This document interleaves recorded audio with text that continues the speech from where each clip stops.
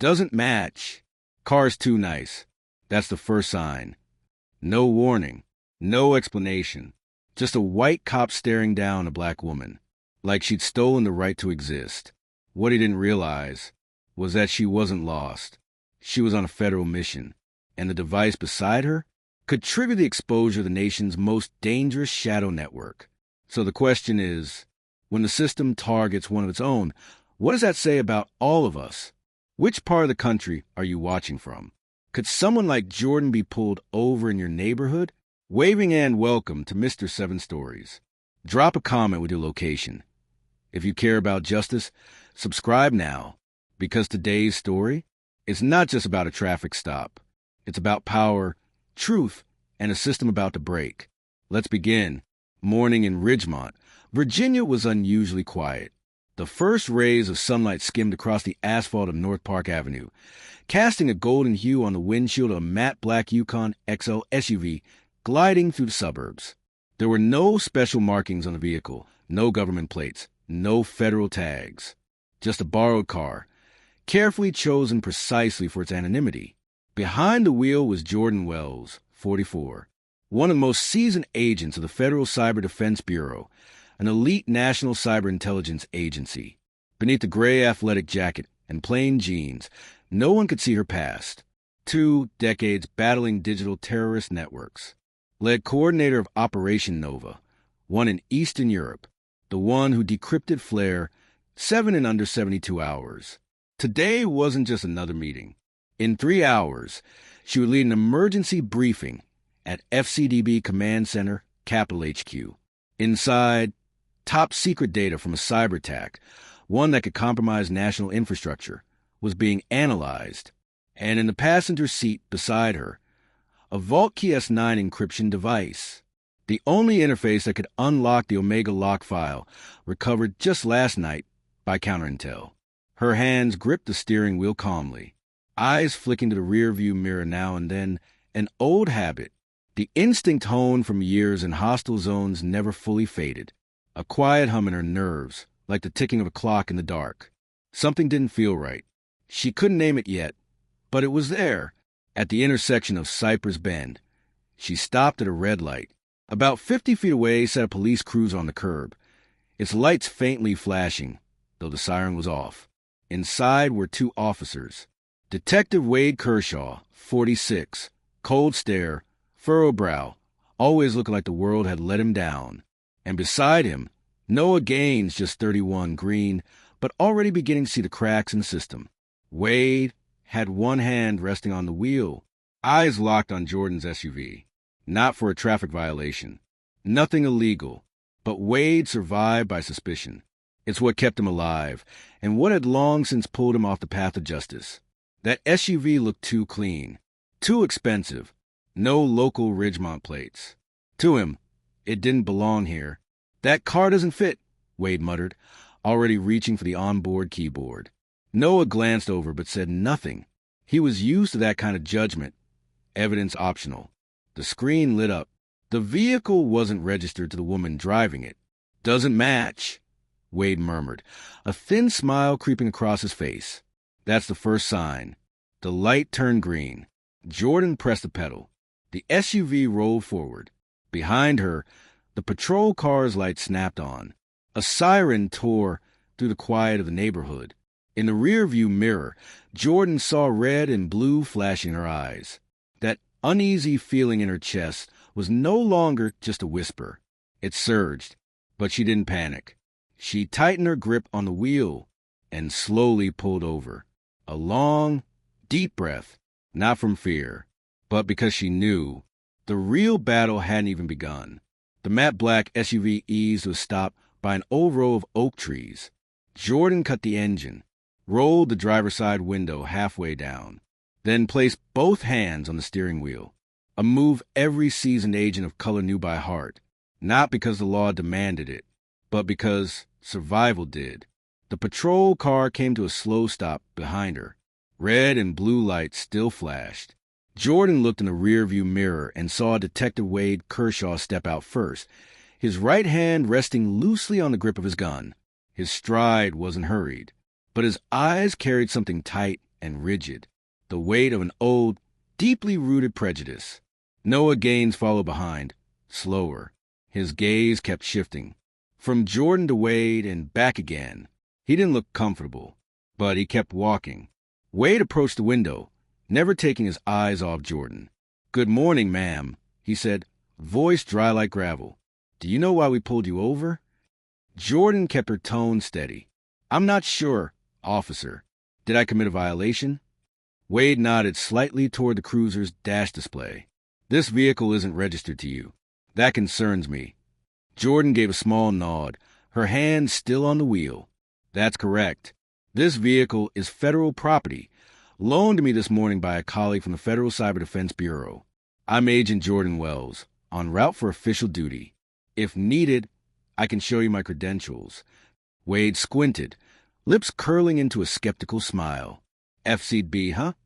He paused. "Let's see it." Jordan moved her right hand slowly toward the document pouch in the passenger seat. "I'll reach for it slowly. Nothing to be alarmed about." Wade gripped his holster tighter. "Nice and easy. Every move." Jordan opened the pouch, retrieved a slim black wallet, and pulled out her federal ID and FCB badge. She held both up in front of Wade, the morning light catching the silver seal. Wade took them, eyes scanning quickly, but not without suspicion. Well, cybersecurity specialist," he muttered. "Doesn't look the part." Noah stood silently beside him. His eyes flicked from the badge to Jordan. She wasn't flustered, didn't argue, didn't flinch, just calm, and a quiet dignity that didn't waver. But Wade wasn't done. He leaned forward, peering into the SUV. "What's that?" he asked, pointing at the device on the passenger seat. "That's a Vault Key S9 encryption unit," Jordan answered. "A specialized tool used by the FCDB. I'm authorized to carry it." Wade smirked, his eyes now mocking. Sound official. Conveniently so. Then his tone dropped. "Step out of the vehicle. I need to inspect it more thoroughly." Jordan frowned. "Officer, I've given you all the necessary information. If you have any doubts, I'm happy to contact my superiors for verification." Out of the car, Wade growled, each word clipped, hands on the hood. Noah shifted forward. "Wade, maybe we should confirm first." Wade didn't turn. "I'm in charge here." Jordan opened the door, stepped out, her posture composed, even as blood boiled beneath her skin. She had faced enemies overseas, but she had never been treated like a suspect on her own soil, just because of a look drenched in bias. Without another word, Wade pulled out the cuffs, locked her hands behind her back. "When you come to Ridgemont," he whispered by her ear, "don't think you can flash some fancy card and fool us." Across the street, tree branches rustled in the wind. But Jordan, hands still locked in cold steel, said nothing. Her eyes, though, showed no sign of surrender. The police car door slammed shut behind her. Jordan Wells sat upright in the back seat, wrists still cuffed, eyes fixed straight ahead. It wasn't the look of someone arrested. It was the look of someone who knew this fight was bigger than her. Noah Gaines sat up front. His fingers gently rested on his shoulder radio, but he said nothing. His chest rose and fell, not from the tension of a dangerous arrest, but from a rising unease churning inside him. Back at the academy, Noah had believed everything they taught: loyalty, procedure, respect for superiors. But during the drive back to Southridge Police Division, every smug glance Wade Kershaw threw at Jordan, every mocking jab disguised as official protocol, made Noah begin to question, are we protecting the community or protecting the ego of one angry man? At the station, Jordan was taken to Interrogation Room 3, a small gray room, cold metal table, harsh yellow light from above. Wade tossed her ID onto the table, then leaned against the wall, arms crossed like he was grilling a con artist. "Just admit it," Wade said, voice half taunting, half smug. "You're nobody. This thing," he pointed to the vault key on the table, "looks like something a hacker would use to break into bank servers. And you showing up here, driving a federal car without tags. carrying suspicious tech. I'm not stupid. Jordan didn't answer. She didn't resist. But in her silence, Noah saw something he'd never witnessed in 3 years of patrol duty. Power that didn't come from force, but from dignity. Noah stood outside, watching through the one-way glass, his hand resting in his coat pocket. Inside that pocket was his personal phone. The screen still lit up with a recording app, running since the moment Wade made the stop. He hadn't planned it, but when Wade ignored all proper verification steps, dismissed a proven federal ID, and now pressed Jordan like a criminal without a shred of evidence, Noah knew he couldn't pretend not to see anymore. Each minute passed. Each word Wade said was being recorded, from the contempt in his tone to his open threats to crack open the device and find evidence, even if I have to make it. Noah wasn't a hero. He never dreamed of being one. But he understood this. If he stayed silent today, who would speak tomorrow? When the next innocent person got trampled, just then, a fellow officer tapped him on the shoulder. "Gaines, you're up? Kershaw wants you in there to witness the device check." Noah took a deep breath, nodded slightly. Beneath his coat, intercept log, #247. X was still recording, like a silent blade, waiting to pierce through the mask of righteousness Wade had worn for far too long. Noah didn't know what he'd do next, but one thing was certain. From this moment on, I don't stand with the wrong side anymore. Do you believe in the power of truth too? Hit subscribe to help us keep telling the stories that dare to speak what's right, even when it costs something. The classified data drive still sat on the cold metal table. A tiny LED pulsed pale blue at its edge, a silent warning that it only activated under Sigma, one clearance from FCDB. But to Detective Wade Kershaw, that meant nothing. He spun the device in his hand like it was a live grenade. "You're calling this an encryption tool?" Wade sneered at Jordan, who sat cuffed across from him. "Looks more like the kind of junk hackers use to cover their tracks." Jordan didn't flinch. She didn't take the bait. She just stared, a stare that made Wade, though he'd never admit it, look away. 3 sharp knocks at the door, clean, deliberate. Wade stood up fast, pushing open the heavy steel frame. Captain Vernon Stroud stepped in. His charcoal overcoat hung down to his knees, the lapels still dusted with light snow from the roof of the station. "Give me a few minutes," Vernon said, his voice calm and slow, like poison stirred into warm tea. Wade nodded and stepped out, closing the door behind him. Jordan watched the new man carefully, not for how he looked, but for the silence he carried with him. Vernon pulled out a chair and sat across from her. "Agent Jordan Wells," he said quietly, his voice low, yet crystal clear. "You think this is just a case of mistaken identity?" Jordan tilted her head slightly. "I think your friend out there is stroking his ego and skipping proper protocol." Vernon smiled, but it wasn't warm. "Oh, he's just a pawn. Me? I'm the one setting the board." She didn't reply. Her eyes widened, just a bit, enough to tell Vernon that she understood. This wasn't a game anymore. "You're carrying something a lot of people aren't meant to see," Vernon said, gesturing to the vault key.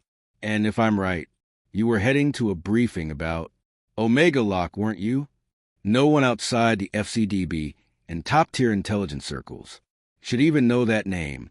Certainly not someone from a local police force. Jordan sat up straighter, her gaze sharpened. "The real question," Vernon went on, "is whether you're going to let that thing be properly analyzed or let it disappear in a media storm.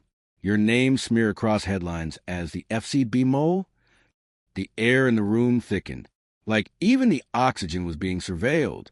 Then he leaned forward, his voice dropping to a whisper like a scalpel drawn near skin. "The Orion Directive isn't a group.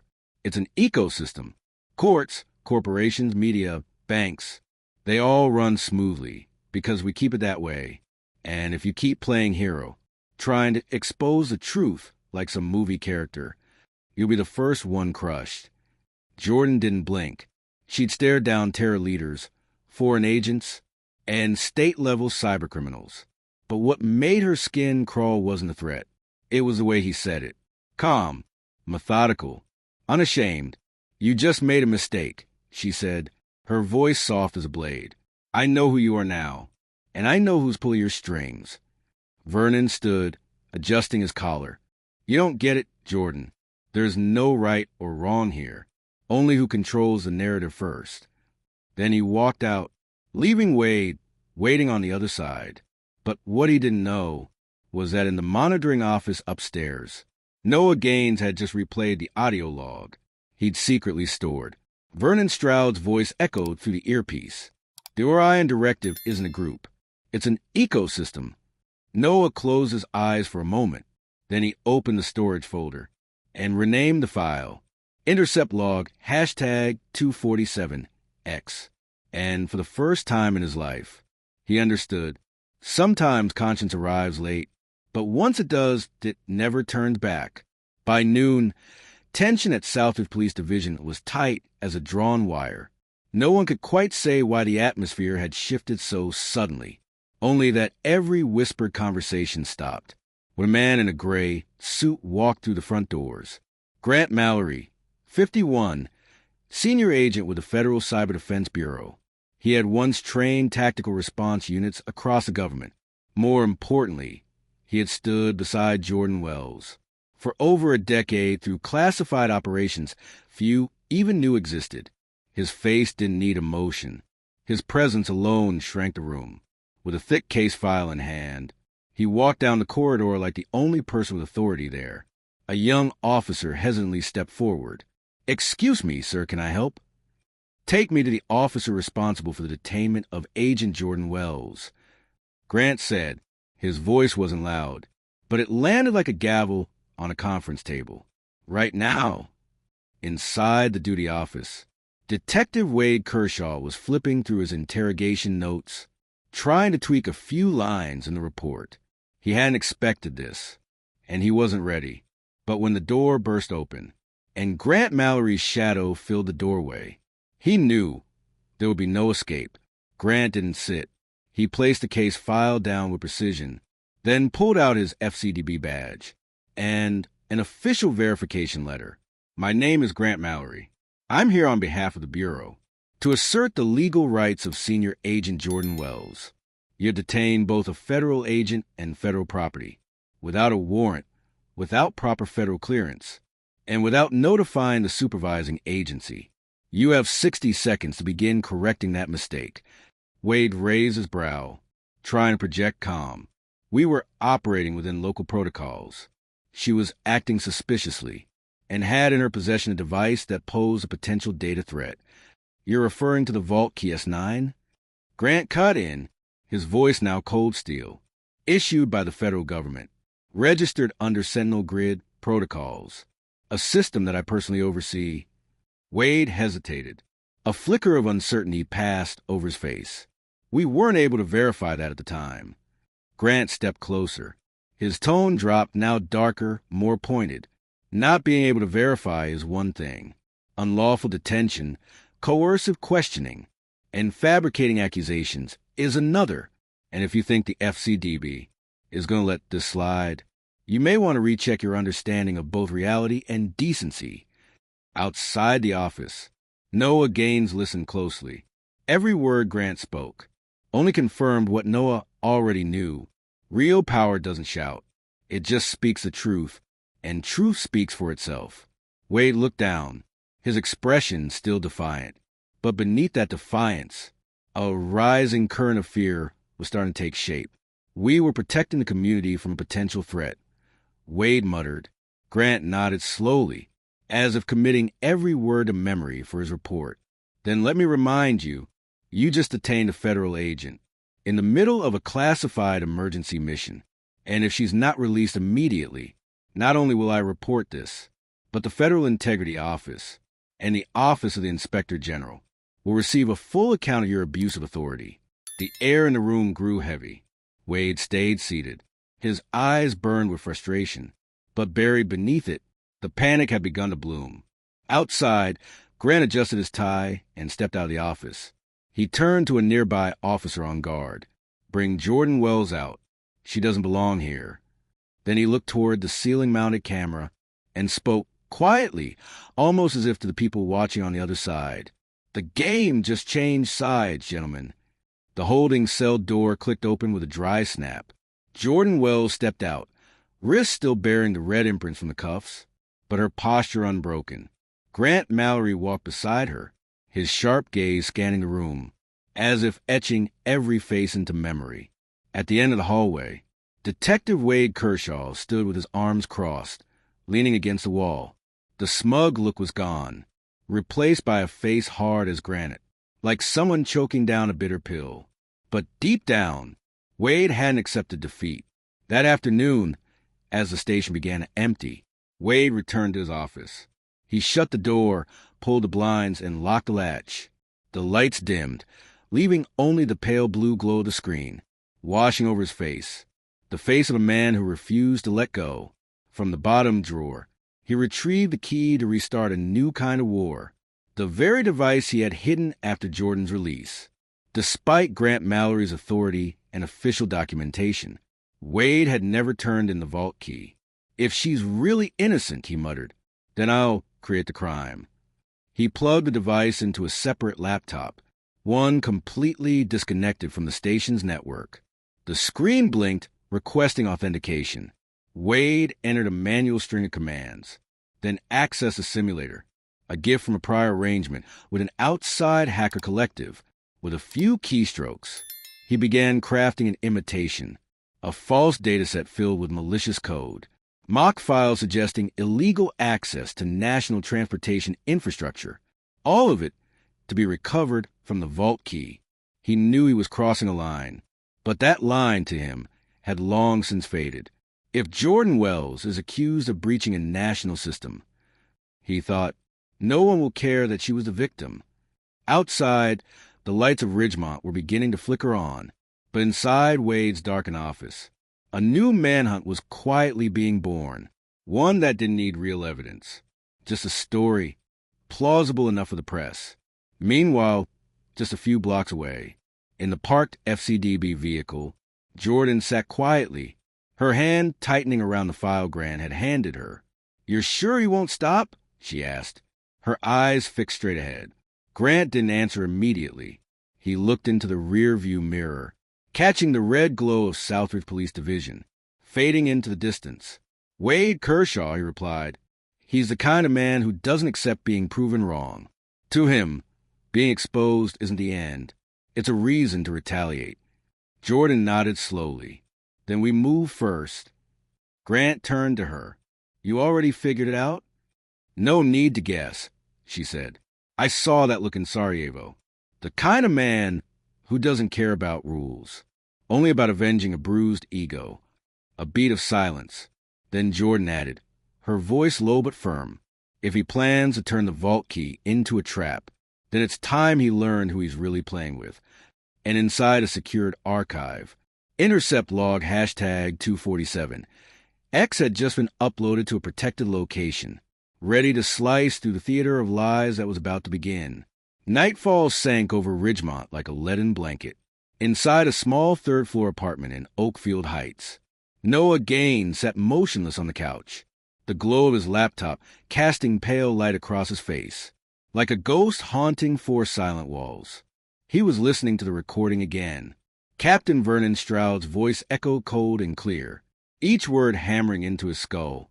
Orion Directive isn't a group. It's an ecosystem. And if she wants to play hero, we'll show her what it means to be erased from the map. Noah clenched his fists. Years in law enforcement. He had seen people lie, seen them look away, even seen them pushed to the brink. But never, not once, had anyone in the system dared speak of eliminating someone, as if it were standard operating procedure. He stood up and grabbed his phone. On the screen was a contact he'd saved impulsively the night before, Wells, FCDB. Across town, in a temporary apartment secured by the FCDB, Jordan Wells had just changed jackets when her phone vibrated. The screen lit up with an unknown number, local area code. She answered, voice low and cautious. "Agent Wells." Noah's voice came through, shaky but firm. "This is Noah Gaines, officer from your arrest yesterday. I need to meet." Urgently. Jordan frowned. I'm listening. Not over the phone. He swallowed hard. I have a recording. A conversation between Kershaw and Stroud. They're planning to fabricate evidence. Fake data from the secure drive. A pause. Then Jordan replied, slow and sharp. If that's true, then you just put your career and your life on the line. Noah exhaled. I know, but I'd rather lose my job than live as a coward. They met an hour later in the underground parking level of an abandoned library in Greystone Flats. Jordan stepped out of an unmarked sedan, hood pulled low, eyes locked on a silver pickup parked in the shadows. Noah emerged, gripping a USB drive. He didn't speak. He just handed it to her. Intercept log #247X, he said, voice hoarse. I recorded it all when they talk about framing you, rewriting the data, even making you disappear. Jordan took it. Her eyes softened. You did something dangerous, she said, but also something right. Suddenly, boom, a deafening blast ripped through the parking level. 2 armed figures in black surged forward. No insignia, no words. Jordan yanked Noah behind a concrete pillar. They're not mine, she growled, drawing her weapon. They're here for the recording. Noah panicked. How do they know? Orion has ears everywhere. Jordan fired 2 warning shots. They sprinted toward the emergency stairwell. On the lowest level, an FCDB vehicle waited, engine rumbling in the dark. Get in the car. Jordan shouted. We need to get out of here now. They dove inside. We're heading to the FCDB command center. She yelled over the rising sirens. Right now. Noah glanced out the rear window, where the shadows of the 2 pursuers still flickered in the distance. I'm just a low-level cop, he muttered. I'm not worth killing over. Jordan looked at him through the rear-view mirror, her face steel with unwavering resolve. It's not about who you are. It's about what you're holding. The one thing they fear most, the truth. And the car vanished into the night.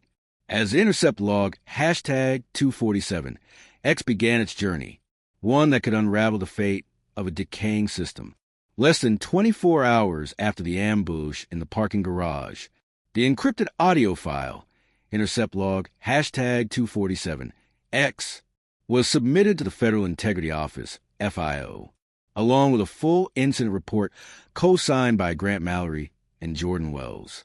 At the same time, a second copy was sent to the investigative team at Civic Watch News, a network known for exposing high-level corruption over the past decade. Just 3 hours after receiving the file, a special broadcast aired with the headline, The Handcuff Woman and the System-Wide Plot to Pervert Justice. It featured a blurred image of the device, the gravelly voice of Captain Vernon Stroud, and Noah Gaines' clear objections as the truth was buried. The story spread like wildfire. Major news outlets and independent platforms reposted it in waves. Hundreds of thousands of views, comments, outrage reactions, and calls for full-scale investigation flooded the Ridgemont Police Department, the Office of the Federal Chief of Police, and FIO headquarters. But the Orion directive didn't stay silent. That very night, a foreign data stream pierced FCDB's firewalls, infiltrating the backup lines of the Sentinel grid. Though it was contained within 4 minutes, the damage was done. A fabricated data segment was inserted, suggesting Jordan had accessed a state-level traffic control system 7 months prior and transmitted data to a foreign server. By the next morning, before Grant could even reach his desk, headlines had overtaken every screen. FCDB agent implicated in treason, whistleblower or insider? Jordan Wells, hero or cyber phantom? Vault Key S9, who really controls the code? Jordan sat in the FCDB briefing room, staring at a printout of the headlines. She was no stranger to pressure, but her throat tightened. Classic move, Grant said, placing a hand on her shoulder. If they can't silence you with force, they'll poison the public with doubt. Have you ever seen someone destroyed just for telling the truth? If you want to see how Jordan strikes back, follow the channel now. We don't let the brave fall alone. Just then, Noah Gaines entered, still wearing the same gray jacket from the night before. He handed Jordan a small storage device. "We kept the original vault key checksum," he said. "No matter what they simulate, the core file won't lie." Jordan nodded.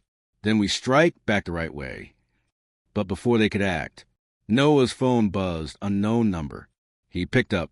A cold voice pierced the line. "Traitor, you think a cheap recording can save you? We know where you live. Watch your car tomorrow morning." Noah froze. A cold bead of sweat slid down the back of his neck. Jordan saw the color drain from his face. "What is it?" He looked up. "They know I leaked the file. This isn't just about media smears anymore. They want to end it the old-fashioned way." Jordan stood decisive. "We're not giving them the chance. You're being moved to a secured FCDB safe house tonight. And tomorrow, we release the entire Crimson Stream ledger. The spotlight doesn't belong to them alone." Grant added, "If they want to bury us through the press, we'll use that same press to bury them." Outside, the night was thick and unmoving. But inside the small office, 3 people, each battle-worn in their own way, sat around a device that had once been bait and now stood as living proof. The storm had begun. But this time, Jordan wasn't alone. Near midnight at Black Hollow Pass, Route 19, a narrow, winding road through the forest, light rain fell steadily. Cold wind whistled through the pines. No one passed here unless they had a reason, and tonight the reason was clear. Noah Gaines was being relocated to a secure FCDB safe house under direct orders from Grant Mallory. 2 escort vehicles, one in front, one behind. Low beams, radio silent. Inside the central SUV, Jordan Wells sat beside Noah. Her Glock rested on her thigh, eyes fixed on the rearview mirror. She knew this was the perfect moment for an ambush, and she was right. A shrill screech tore through the silence. Crash! An unmarked SUV flew from the ridge, slamming hard into the lead vehicle. Tires screamed. The convoy jolted to a halt. Gunfire erupted from both flanks. "It's on!" Jordan shouted, pushing Noah down into the seat. She threw open the door, rolled out, and took cover behind the vehicle. FCB agents returned fire with tactical precision, but their attackers weren't amateurs. Masked, semi-autos, trained movements. Jordan rolled left, took down one advancing assailant. A bullet grazed her shoulder, burning hot, but she didn't stop.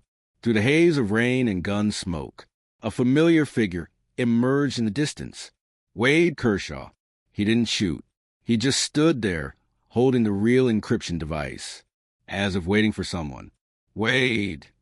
Jordan shouted, hand over the device. "It's over." Wade smirked. "You still think this ends with reports and flash drives? I was part of this system. You barely scratched the surface." Before he could draw his weapon, a cold, commanding voice rang out from behind him. "Don't move, Wade. Every step you've taken has been recorded." Grant Mallory stepped into view. No weapon, just an official arrest warrant, freshly signed by the Office of the Inspector General. "This time, Wade, you won't be deleting your tracks." Wade hesitated, and in that instant, FCB agents lit him up with their tactical beams, locking him in place. Later that same night, at Coldwater Storage Yard, a covert archive facility long used by the Orion Directive, FCDB strike team launched a full-scale raid.